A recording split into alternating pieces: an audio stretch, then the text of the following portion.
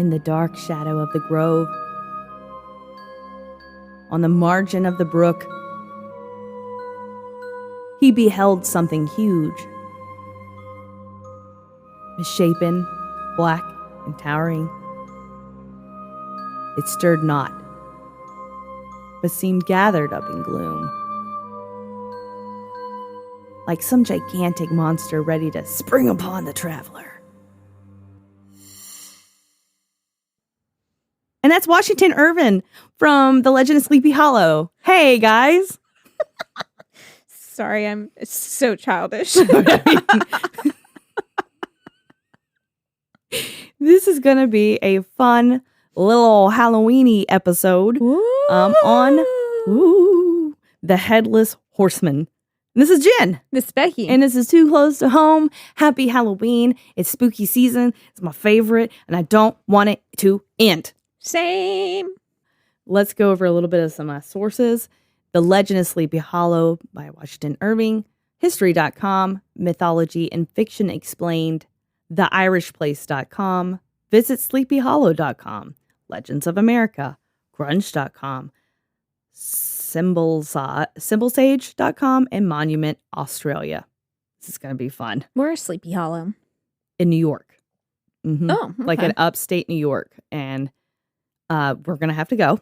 Yeah. Just to let you know, they have a thing every year for it. So we're just taking a little break from Jonestown before we give you that final episode because that shit is dark.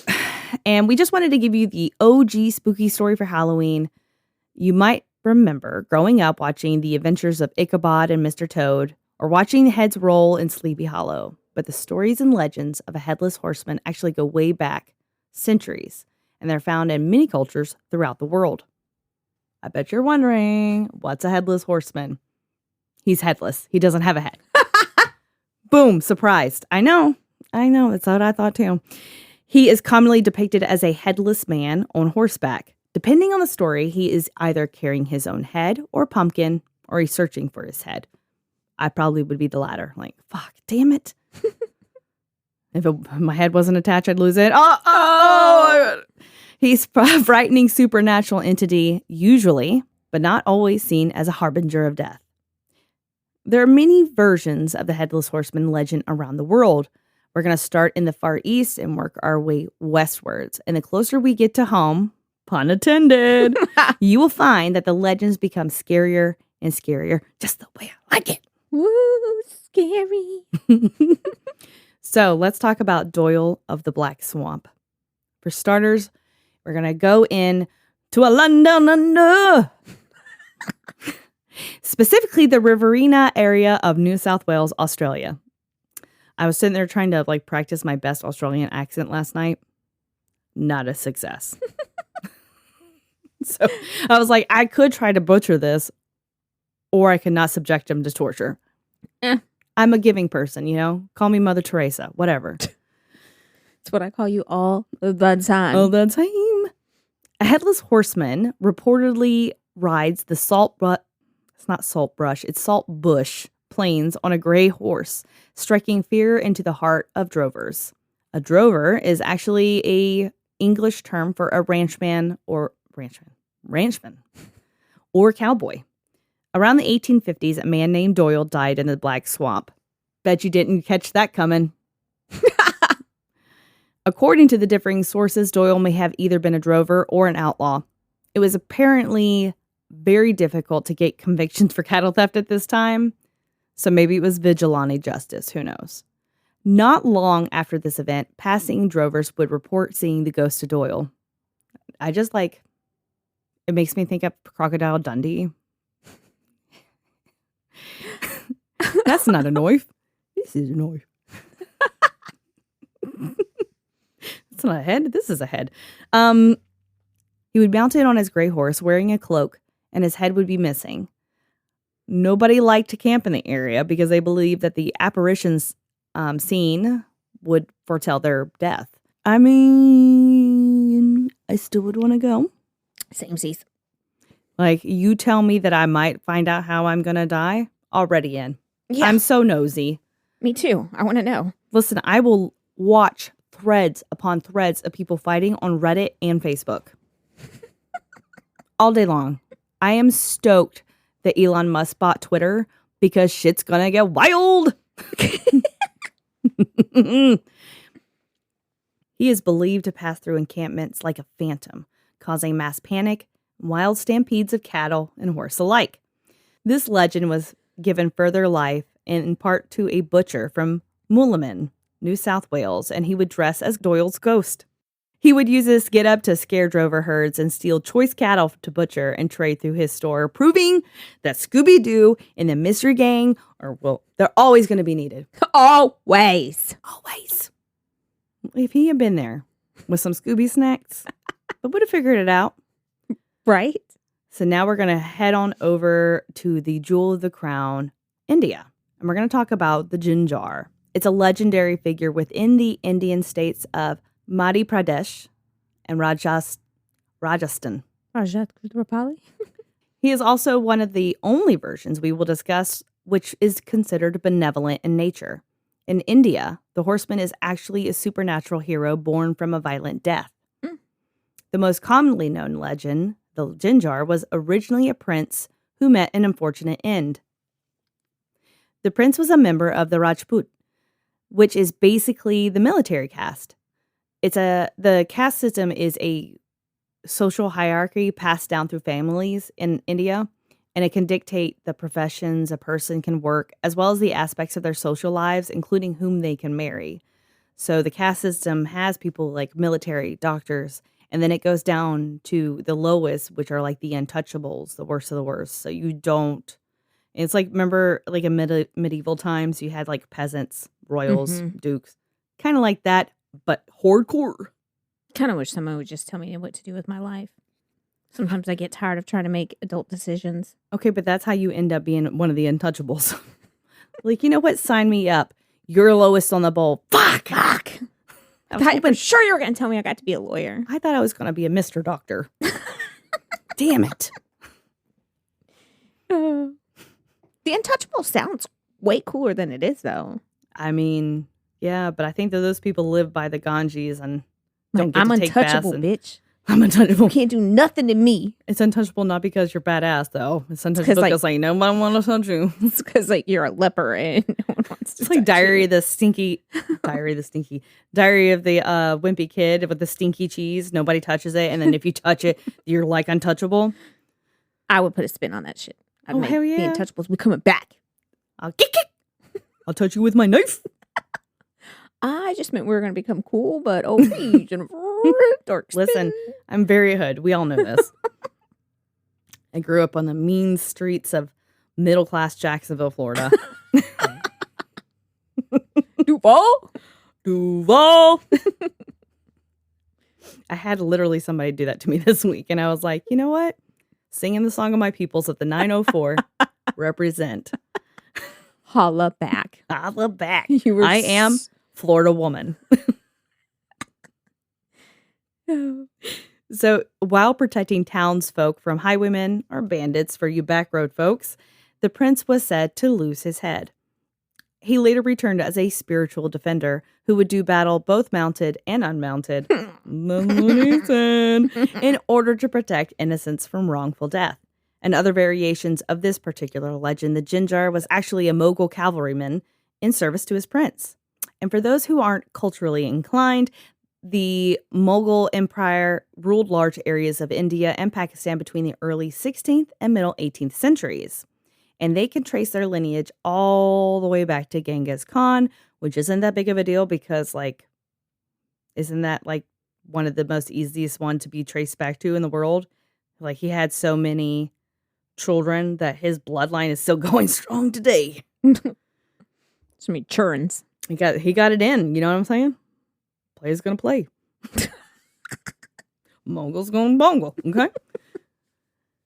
What happens if you come across a Jinjar? If you're in a vulnerable state, which as an anxiety-ridden millennial, I'm always in a vulnerable state, and you've done no harm, then you have nothing to fear. So, safe. Yes. However, if you are a violent individual who hurts the innocent, you may be on the receiving end of some spiritual justice. Some would also say cold justice. Whatever. Some would also call it inmate justice. If you are so inclined to make this horseman go away, then all you need is some powdered indigo dye. And if you don't have homemade store-bought, it's just fine. Okay, cool. I always keep it in my back pocket. Just, who doesn't? I keep it Weirdos. right next to my AA batteries that I buy in bulk. Exactly. The dye is said to put the spirit at ease and allow it to dissipate. Wouldn't you feel better after taking some hits of blue cocaine, though? But also, how does he take it without a head? How do you call it sugar boogers without a nose? Oh, that's what the blue indigo is cocaine? I mean, I don't think it is, but he likes to snort that shit. Oh, okay. I thought it was like the dye you use for blue jeans. It is the dye, yes. Now we're going to head on over to Germany. There are two major variations of the Headless Horseman legend in Germanic folklore, though there is some minor intertwining between them. We're going to talk about the wild huntsman first. The wild hunt is a common motif in European folklore. Usually it involves a group of supernatural hunters in pursuit of some quarry, aka me and Becky, and are also considered portents of death or disaster, which means it's like foretelling that something bad's going to happen. Divining, if you will. It is seen in some variation in multiple books, such as the works of Gottfried Berger and the popular Witcher series. I'll toss my coin to the Witcher. Same. 100%. All day long. According to German legend, the huntsman used to be a man called... I'm going to try this very hard, right? It's a German word. I don't want to disappoint Jimmy and his peoples. Used to be a man named Hackelberg. I did it! Who was an avid and accomplished hunter. He was so devoted to hunting that after he died, he pleaded with God to let him stay on Earth to continue hunting, which I feel like is every redneck's dream. Yeah. Are you telling me? It's rifle season all year long. I could do bows. I could do black powder, anything. I could wear my camo to weddings. We shouldn't call them rednecks. Some are just country boys. They're not all rednecks. Rednecks is kind of goes along with being a racist. That's true. We'll call them good old boys. Good old boys. There we go. So good old boys. Never meaning no harm unless you're a deer. Which I love some backstrap, so. I mean, shit. Fresh cut. I ain't mad at you. Fucking fry that shit. Yeah. Crispy. Jimmy's over there. Chef's kiss. His wish was granted, so he departed heaven and became the wild huntsman. He was gifted, or cursed with, to roam the forest with his trusty fiery hounds for all of eternity. But it kind of sounds like he was tripping. Were you really talking to God? Did you have some mushrooms? Right. When the wild huntsman isn't out stalking prey, he is something akin to an omen, and sometimes a being of vengeance. He is said to possess a horn which makes booming, thundering sounds. And if a hunter hears the horn of a wild huntsman, they should postpone any hunting excursions as it could lead to accidents. Maybe this is a fancy way of saying if it's storming outside, gallivanting through the woods isn't the best idea, but it would sound like some dumb shit I would do. Yeah, lightning, thunder, not a good idea to be out there with all the tall trees. Mm-hmm. But you do you, boo. You do you. I'm going to stay inside. What Sit on the back porch and have some coffee. Right, exactly. Enjoy the pitter-patter of the rain. We needed this. We needed this. What if you don't heed the warnings? Well, if you go into the woods despite the horn, the wild huntsman will seek you out, and the hunter will become the hunted. Now we're going to talk about... Oh, God, this one's even harder. Jesus Christ. Hans Jagen Teufel. I did it again. Nailed it. I can't say English words, but I'm nailing these German ones, y'all. Short story written by the brothers Grimm in the 17th century. But what haven't they written about? And in their own words, they explain the basic legend as follows. Any man who commits a crime that deserved to be punished by beheading during his lifetime will be condemned to be headless in the afterlife. I mean, eye for an eye, I guess. In their short story, Hans Jagen Teufel, he did the phonetics. It's so nice. We see a headless rider, and in the story, a woman is gathering acorns in a location of the forest known as Lost Waters when she hears the sound of a hunting horn. Side note, what the fuck are you doing with the acorns? Are you eating them? Is it a craft project? Wondering the same thing. Is she a squirrel? Are you like, you know what? This will look good on my garland. I would get those fall vibes. Maybe she's barrel make looking some acorn soup. I don't know. Acorn soup. I'm like thinking like that bitch probably got some craft glue back there. I'm making acorn frames. When she turns into the direction of the sound, she sees a man wearing a gray cloak and riding a gray horse. She pays no mind and continues her foraging. Obviously, this wasn't the time of stranger danger. Mm-mm. She's trying to pull a Jennifer, and we don't do that. She is. Mm-mm-mm. The following day, the horseman appears again, only this time he's holding his head in his hands. He calls himself Hans Jagen Teufel and says he was a drunkard and a sinner in a past life. Because of his actions, he is cursed to be an evil spirit in the afterlife. Samesies. He then asked the woman whether she had permission to gather the acorns. Again, the focus on the acorns. Was there not anything better in this forest? He's like, did someone tell you could come out here and get on them nuts? The audacity of you touching my acorns. There's like 7,649 acorns in this 5 square foot range. Who said you could have some? But who's counting, you know? So this particular story is more of a cautionary tale more than anything. And that like if you steal or commit sin, you too may share his accursed fate. If you steal acorns? Yeah, you better leave them bitches alone. This little lady living out in the woods all by herself, just collecting up some acorns for some acorn stew. And motherfucker's gonna come over and be like, you done fucked up. This is it. It's a wrap. Can you imagine? I'll tell you what, Hans. Why don't you go right into the town and fuck with some drunkards or some pedos instead of messing with this lady and her fucking acorns? Okay, let Hans? her have her crunchy acorns in peace. Exactly. I'm sitting there thinking like, stop acting like you a hero. Okay. Fucker. It's like when kids have mud and they're like, I'm making a mud pie. I'm over here making acorn stew. Exactly. Just fucking leave her alone, Hans. Fuck him. We're going to call this acorn stew. I'm just letting you know that right now. I'm really pissed right now. She just wants a bunch of acorns. It's just like fucking America, okay? There is shit you could be out there handling, but you always fucking with the little man. Yeah. Fucking with my health insurance. I just want some goddamn acorns. God damn it. Exactly. God. Let's head on over to jolly old England and talk about the Green Knight. Let's see if these motherfuckers are as dumb as they are in Germany. Come on. Now, Germans are my people, okay? That's where I descend from. That's definitely Jimmy's people. Makes sense. Getting hoisted on beer and eating a lot of sausage. If that doesn't sound like a Jimmy thing, I don't know what does. I don't know what it is. I think that's chiefly why he joined the army. God. Oh, you know what? We should go on my birthday weekend and go get a Glorious Bastard sandwich and drink some beer. Yes, we have not been in so fucking long. Let's do that. Let's do it. I'm down. Yeah. They have like wine on tap too, man. Spin it out of there. I like German beer. We can Uber. There's nothing like some German I'm gonna need you beer. to drink beers for me too. Then I can't drink beer, but I can. Totally miss beer. So I'm gonna two double fisting all night. You got it. And done. 14th century Middle English poem is called Sir Gawain and the Green Knight. So it's like a bougie version of Dwayne, I think. Like Gawain. Some of you know it as a story within Arthurian legend. Jimmy said that. I was like, I don't even know Arthurian legend other than watching the Disney, like the Sleepy Hollow, the legend, like where the kid pulls like the King Arthur sword. The sword from the stone. Yeah, sword from the stone. That's it. Sword in the stone. Actually. Sword. Yeah, sword in the stone. That's what he said. You know, they have it at Disney World where you can try to pull it. Really? From the stone. And they say that there's somebody that watches it and they randomly let you pull it from the stone. I would have the best time with that. I know. I'd be like, is there like a magnet and like it stops halfway through, like you think you're getting it? It stops like, what the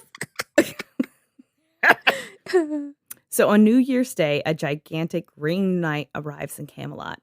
He challenges anyone in court to strike him with their mightiest blow on the condition that he returns the blow 1 year later. So Sir Gawain accepts the challenge and decapitates the Green Knight. But the Green Knight said, nice blow, dog, picked up his own head, bounces. Quote, you unquote. said nice blow dog. Yeah, that was good, actually. Unintentional, but it was good.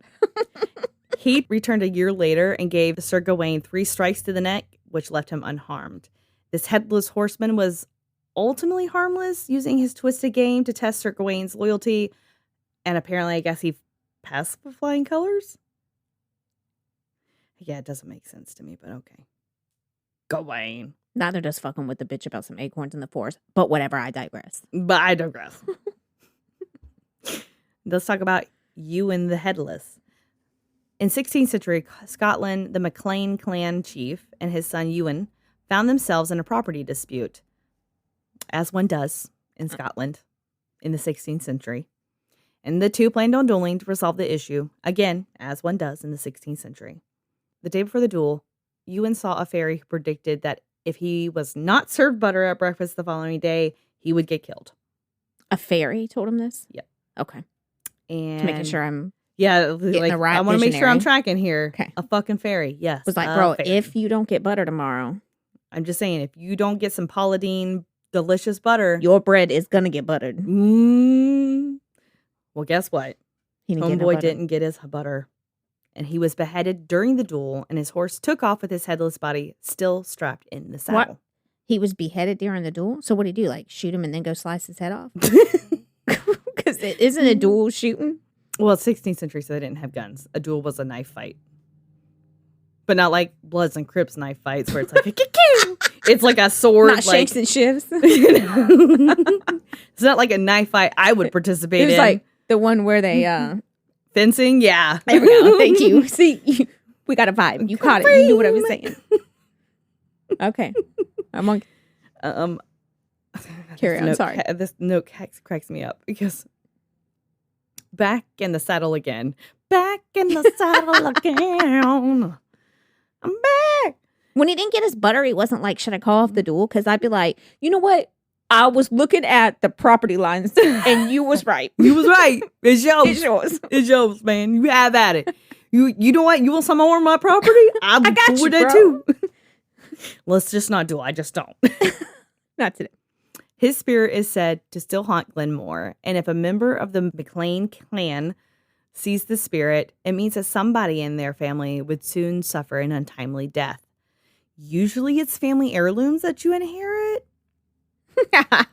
Not a headless spirit that wants to decapitate you. Whatever. I didn't get either, so. I mean, we got fucked on that one. Where's my rich great-great-great uncle? Right? Where I'm from Florida, there ain't none there. There ain't none. Nope. Nope. We're going to talk about the Doulahan. It's the most obvious inspiration for Washington Irving's book, Legend of the Sleepy Hollow, the oldest of all the Headless Horseman legends, and arguably the most terrifying. This folklore originates in the 6th century, but it was likely a figure in ancient pagan religions as well. The Doulahan is a headless fairy said to be the spiritual embodiment of the evil Celtic fertility god Crom Dubh, which loosely translates to the dark stooped one, which is exactly what Jimmy calls me. I believe it. I mean, it's really cute, isn't it? It is. They say love fades over time. It does not. Not if you have the right love. And this was more like akin to a demonic entity than a Tinkerbell type. You know what I mean? Fairy. I would definitely say you're more of a demonic type than Tinkerbell, so. Thank you. Exactly the vibe I'm going for. Nailed it. What was this god's preferred method of sacrifice, you wonder? Decapitation, of course. The Doulahan's appearance is some major nightmare fuel. It is either riding a pitch black horse or riding a black carriage pulled by 6 black horses. Bring Love me that in a theme. carriage, bitch, with all my horses. Black on black on black. As I roll up to cut your head off. Hell yeah. The horses travel so quickly that fire bursts from their nostrils and mouth, Yes. and every step of their hooves leaves flames in their wake. I'm here for it. I mean, it's a vibe. It's Very sending Ghost me. Rider. It's sending me. In some versions, even the horses are headless, which that is a little terrifying. Where are we going? I am with you on that. Like, I might be a dead headless horseman, but I love me and I got to put me first. I need one set of eyes on the road. Like at least one. It wears a long black cloak and holds its severed head high in the air while riding, using its flaming eyes to scope out its victims. The head is said to have a decomposing appearance with rotting flesh, a terrible odor, and mouth split into a inhuman grin, which kind of makes you think like there has been those stories of him holding a pumpkin. What if it was a twisted version? Like it got changed into a pumpkin, just like many of the Brother Grimm's tales, like over time morphed into from fucked up shit to like, oh my God, this is so cute. Look at all those fucking chipmunks singing. Damn. Like Hansel and Gretel. So what happens when Dullahan comes to town? No gates can remain closed in its presence. It will burst through regardless of defenses. Yes. Like the Kool-Aid Man with a brick wall. I'm here for it. Did you think like how shook the Kool-Aid Man would get just sitting next to a brick wall? Like, don't do it. I'm not going to do it. Don't do it. I did it. Villagers must hide behind anything they can because if anyone looks at Dullahan, they will be blinded. And if you look, it will immediately either whip your eyes out with a whip or blind you with blood. I'd be blind because I wouldn't be able to help but look. I'm like, I'm going to hide. And I'd be like, I'm just going to peek y'all. Yeah, it's just a little... I just want to peek as I peek around the corner. Also, blood in the eye? You're going to squirt blood in my eye? Whatever. That you catch a charge for that these days, okay? Right. Better not be no hepatitis in there. They better be more hepatitis. Better be clean blood. Now that, love that. That's a good vibe. Better be some clean blood, some virgin blood, baby. I'm here for that. Not here for the hepatitis blood.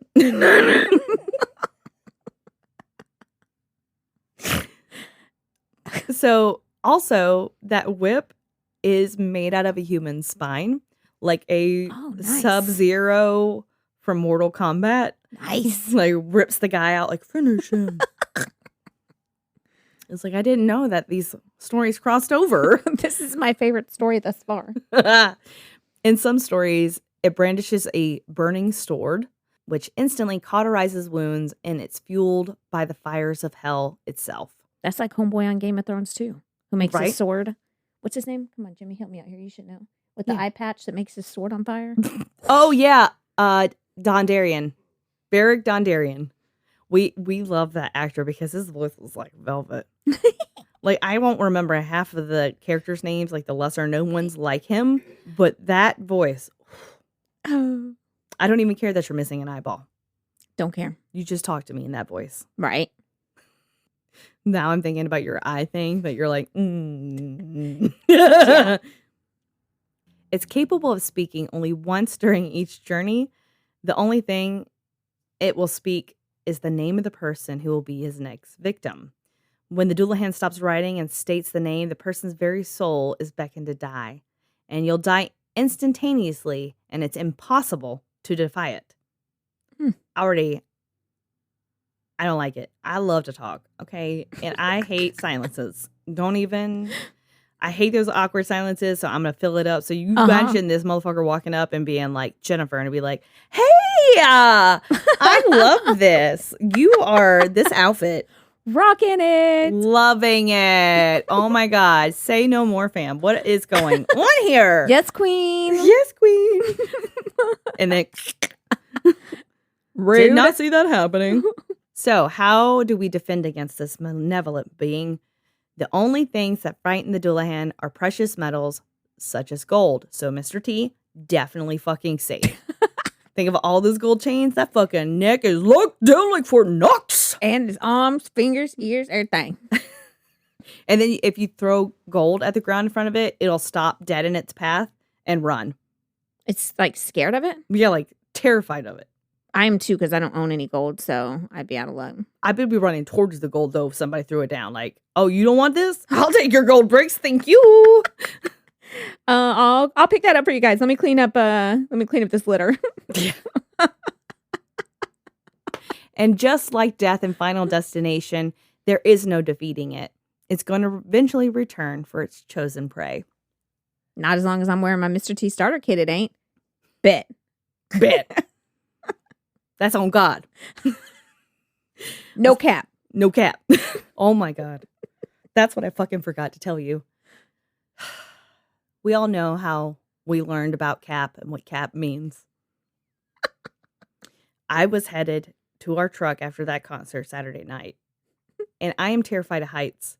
And so there was this bridge you had to walk over, and it's like a fucking chain link fence, and you're looking straight fucking down. So of course I'm hugging the cement side thing for the road and walking. And normally when you're like, you have people all on one path, everybody goes to the right, like you're driving. I'm not doing that shit. People are having to walk around me, and this guy goes, and people walking on the wrong side of the pathway, that's cap. And I went, you're cap. I got savagely torn apart by Zoomer. So there's your fun story. I was like, oh God, that was embarrassing. I didn't even have anything better. I had had a couple of ranch waters at that point. I was out. Your cap. Your mom. So great, Jennifer. I'm glad that you're out there doing the podcast Pride with your witty comeback. I know. I have a podcast. Your cap. Follow me for more jokes. We're going to head on back to Texas and talk about El Muerto. It's a tale published in approximately 1865 by Thomas Mayne Reed. The story follows an outlaw named Vidal who steals cattle all over South Texas. To put his crimes to an end, Texas Ranger Creed Taylor and Native American Bigfoot Wallace track down Vidal and eventually kill him. For a little bit of frontier justice, they took things a little bit further. Vidal was decapitated and his body securely fastened onto the saddle of his wild Mustang. How, though? That's my thing. Like, it's a wild Mustang. Wouldn't it be hopping around and jumping and shit? Well, it must have been tamed to a point if he rode it. So it's like a man's version of wild, like, I'm 7 inches. That's 3, sir, please. This is wild. That most docile fucking horse. This thing looks lame. Maybe it was a wild Mustang he tamed, but they still call it a wild Mustang. Oh, yeah, maybe. You know. Look at you, trying to be kind. Trying. It's like me. I was a wild Mustang and JJ tamed me. Somebody had to. I mean, you're still wild at heart, you know. That's right. Till about 10 o'clock. Then it's a wrap. His hands were tied to the pommel of the saddle and his torso was set upright. I 100% believe this happened. Oh, I could visualize it right now. Yep. His decapitated head and sombrero were attached to the side of the saddle with a long strip of rawhide. And it just instantly makes me think of that. Remember that show? Rawhide! The wild horse was turned loose to wander the land. And it didn't take very long for ranchers to start noticing a headless horseback rider in the remote wilderness. I mean, that's something you don't come across every day. I would hope not anyway. I mean, it is South Texas. You don't know what's going on down there. True. Over the years, the corpse was said to have been riddled with bullets and confused cowboys who weren't sure what they were seeing. Oh, I'm sure. If I saw that, I'd probably shoot it too. You're like, well, ain't going down. Do it again. Well, shit. A posse of ranchers eventually came upon the Mustang at a watering hole south of Alice, Texas. Poor horse, just riding around with this rotten ass corpse. I mean, liquid. Ugh. Sorry. Yeah. The corpse of Vidal was still strapped to the horse's back, the body filled with scores of bullets and indigenous people's arrows. Vidal was finally buried in an unmarked grave near Ben Bolt, Texas. El Muerto's story doesn't end here, however. Soldiers near modern-day Uvalde, ranchers in No Man's Land, and various other individuals have reported seeing the Headless Rider. Even still today, it is said that you can see the Headless Rider galloping on a clear moonlit night in South Texas. And if I fucking see that shit, Yeah, it would be a little scary. Okay, I say no, but I also would be like... It's Jennifer. So, seriously, stop pretending like you'd walk away. I would be like, this is some great animatronics. You'd be like, I'm really far from my car. Can I hop on the horse with you? I don't have any cash or brass. But I got ass. Jimmy's over there just looking awkward. This was a story that possibly took inspiration from the legend of Sleepy Hollow, but tailored to fit into the more distinctly Texas lifestyle. deserts, cattle, and cowboys. Ah. So we're finally at the horseman that most people, at least in the United States, are familiar with. This horseman originated as the scary, real or fake antagonist of Washington Irving's Legend of Sleepy Hollow, published in 1820. In the original tale, schoolteacher Ichabod Crane arrives at Sleepy Hollow and learns of the legend of the headless Hessian soldier who terrorizes the church and countryside.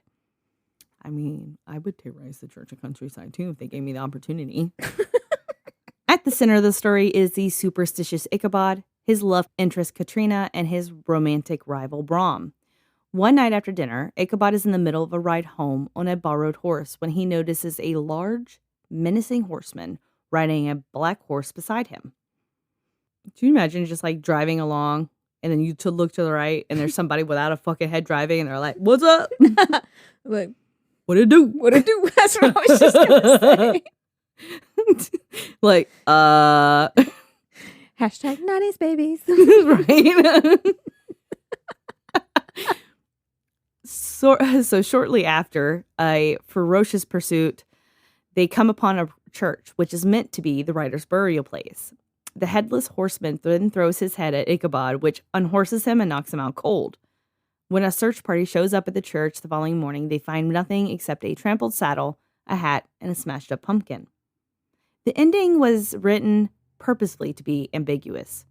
Was it a headless horseman? Was it real? Was it a prank by Brom, the romantic rival, in order to drive him out of town? We don't know.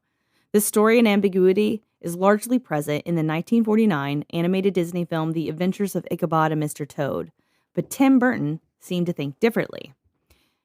The major motion picture, Sleepy Hollow in 1999, directed by Tim Burton, is a loose adaptation of the original story.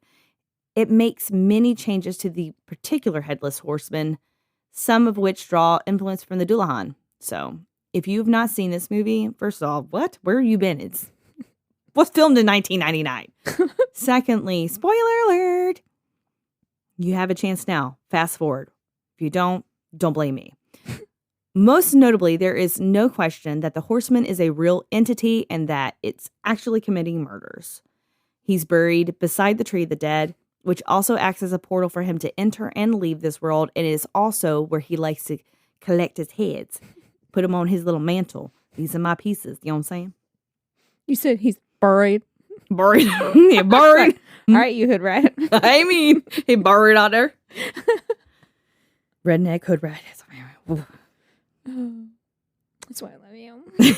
Someone's got to. Jimmy sure as fuck don't some days. Like, that's, what the fuck was I thinking? You stuck now. He's controlled by a witch who possesses his skull and will generally only kill the ones he's ordered to kill. He will defend himself from attack, and this is mainly to prevent anything from blocking the way of his objective, not because there's any danger to himself. I mean, you can't kill which is already dead. I can't be any deader than I am. Mm-hmm. He wields both a sword and an axe, and blow from these weapons immediately cauterize the wounds. Nothing can bar his advance, although he can't technically enter hallowed ground. By reuniting his skull with his body, the satanic pact which created him is broken, and he is free to return to the netherworld. In every version, there is a common thread. The Headless Horseman was said to be a Hessian soldier from the Revolutionary War. Hessians were German mercenaries who fought alongside the British troops during the American Revolution. They were known for their particular brand of brutality, which involved the murdering of hostages and stabbing retreating militiamen in the back. That's nice. Jimmy has actually been to the Hesse region of Germany, where the Hessians are from, and 10 out of 10 would get stabbed again. Notably, the Hessians were present at the Battle of White Plains, located only 8 miles away from the actual town of Sleepy Hollow, New York, where pieces of the story were written. History does, in fact, confirm that there was a real-life Hessian soldier who was decapitated by a cannonball in the midst of the battle around Halloween. Cannonball? Brutal. All right? On Halloween, girl. Oh. 1776, and likely inspired... 1776? That's right. America. Is that an important year? That's Declaration of Independence. There you go. Good job. Am I wrong? I don't Jimmy's know. telling me I I'm just wrong. know it was something. Constitution? I don't know. I was hoping you answered right. As you say, I have no idea. I'm like, could you? I said, Declaration of Independence, and you're like, that's right. And Jimmy goes, oh, it is right? Okay, so redact everything we just said. Becky's always right. I've never known her to be wrong. Don't come at me. Don't come at me, bitch. I'll teach you a thing or two. I like the way I was just so confident in your answer. I love it, though. I'm like, that's right. That's my girl right there. I put my name on it. Like the horsemen in the story, some historians believe that the body of the Hessian soldier is buried in the old Dutch churchyard of Sleepy Hollow. Local lore claims that the Headless Horseman himself is buried in the Sleepy Hollow Cemetery. According to legend, his pitch black horse is tethered to the very graves of the cemetery, and at night he mounts his horse in search of his missing head, or maybe even a worthy substitute. Speaking of too close to home, Washington Irving is also buried in that cemetery. Who? The guy who wrote Sleepy Hollow. There's going to be a quiz after this, Becky. I am not going to do well, guys. Damn it. I'm still hung up on the Acorn thing. I mean, I can't let shit go. I really can't. Like, that's the most important fact of this story is that some people have some kind of like, what do they call it? A kink for acorns. What are you doing with them? Where are you storing these acorns? She's getting ready for winter, Jennifer. God, leave her alone. And the horror, inspiration, and philosophical questions presented by the Headless Horseman are still going strong today. Franz Potter, a professor of Gothic studies, oh my God, I didn't know you could do that, wow. and now I want to do it. Just like I want to be a cryptoologist. They just study cryptids. Well, you just say goth, and I'm in. So We it says, can team up together and go on travels. fuck yeah. We're just a couple professors on the road. I wonder who pays for those people. Where do I get this income revenue from to do this job? It's like when you watch Ghost Adventures with like Zach Bagans and they have somebody who's like being interviewed and they're like demonologists. I'm like, do you go to school for that? Do you have a degree, sir? Or do you like sign up and become like somebody who's marrying someone? They go online and pay $20 and become able to sign marriage. Probably could just like Google a certificate and print it out and put my name on it. I'm making one today with crayons. Boom. 100%. Gothic studies professor. Then I'm going to start writing really rich people and asking for donations to fund my expedition. That sounds legit. Just talk about gold and they'll be like, oh, hell yeah. You're like, listen, I'm not sure it's there, but if it is, I'm going to give you some. I hear that Sasquatch is guarding the gold, so I've got to find him. And I have to bring my gothologist with me. So I'm a gothicologist. Mr. Dr. Gothologist, thank you very much. So how much money are you going to give me? Money. Oh, back to Franz Potter, the Gothic studies. Wow, that was a tangent. I loved it, though. The Headless Horseman represents a past that never dies but always haunts the living. To quote, the Headless Horseman supposedly seeks revenge and a head, which he thinks was unfairly taken from him. Bitch, if you take my head, it's definitely unfair. I don't know. There might be sometimes it's fair. That's true. This injustice demands that he continually search for a substitute. The horseman, like the past, still seeks answers, still seeks retribution, and can't rest. We are haunted by the past which stalks us so that we may never forget it. I see he can't let some things go either. Nope. Clingy much. Just like a normal bitch. Can't let it go. Bring up old shit. It's fine, Becky. It's fine. Everything's fine. It's fine.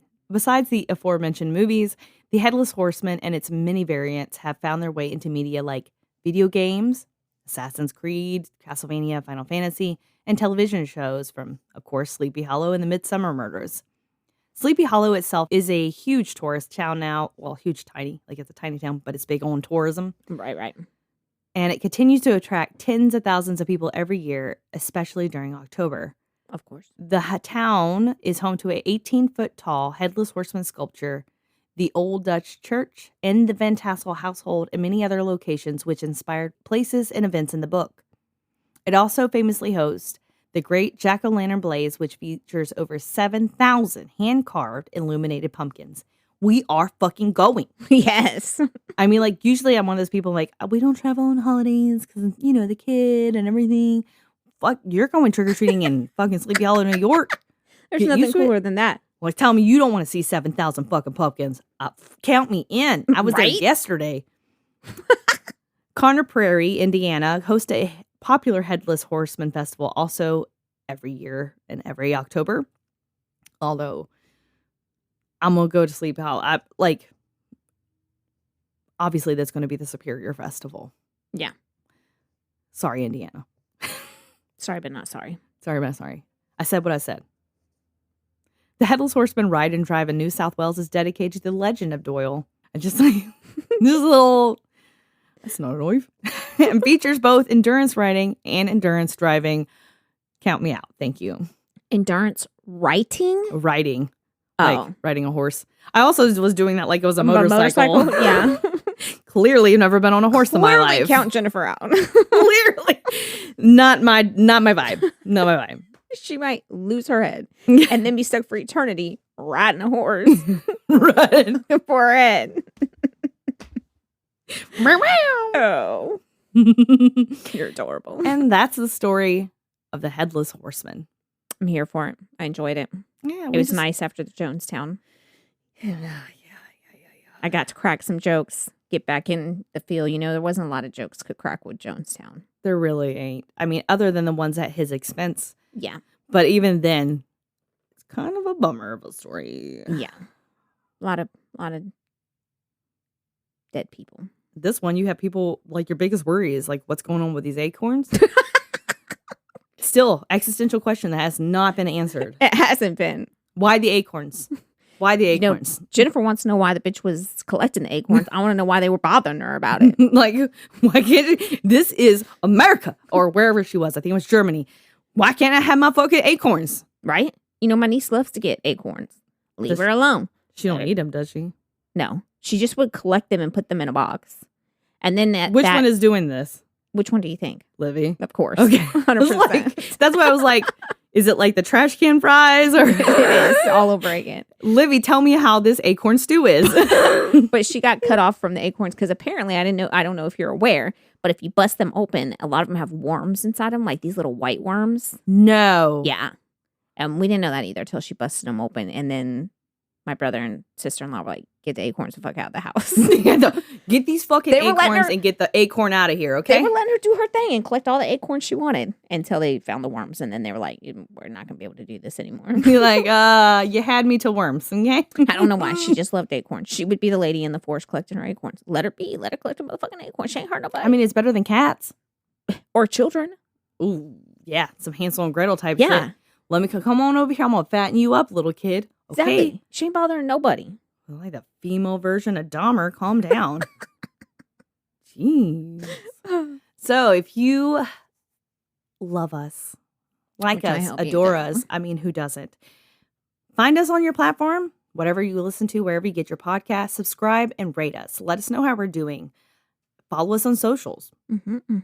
Tell me, first of all, I want to see costumes. I'm going to need you guys to share your costumes this Halloween, because Halloween is my jam. It is. DM us if you have your own Too Close to Home stories. Have you seen any kind of evidence of people eating acorns? Let me know. Making acorns too. Want to know if you have a recipe, because I feel like somebody will have a recipe. I feel for like this. they will. Let me know about these worms too, because like, is it like how pork is in America? You can't eat that shit raw, but overseas you can. I don't know. I'm not an acorn enthusiast. I'm not either. I don't know much. Seems like a uninteresting hobby. Right. So someone that is interested in it as a hobby, if you could hit us up, let us know about the worms and the acorns, and yeah, follow us on socials and check out our merch. Maybe we should come up with some acorn merch. I'm just saying, you know, saying. Equal opportunity acorns. Yes. And until next time, Stay safe keep your head on a swivel. and don't bring it too close to home. And if you're out in the forest collecting acorns and you see a motherfucker ride up on his horse trying to talk some shit, fuck him up. Fuck them up. You know what? I'm going to go get acorns today. And I'm going to give them out at Halloween. Happy Halloween, you guys. This is Halloween, Halloween, Halloween. And then later on in the evening, her house will get egged by the children. Oh, it's going to look like a real haunted house afterwards. Yes. The HOA is going to hate me. Yeah. Mm-hmm. They already do. Just kidding. Probably. Defund the HOA. That's what I'm talking about. Bye. If you enjoyed this episode of Too Close to Home, don't forget to rate and subscribe to us on most platforms. Follow us on our social media at Too Close Home Pod on Facebook, at Too Close Podcast on Instagram, or if you have your own Too Close to Home experience, shoot us your story at tooclosetohome@yahoo.com. Thanks for listening.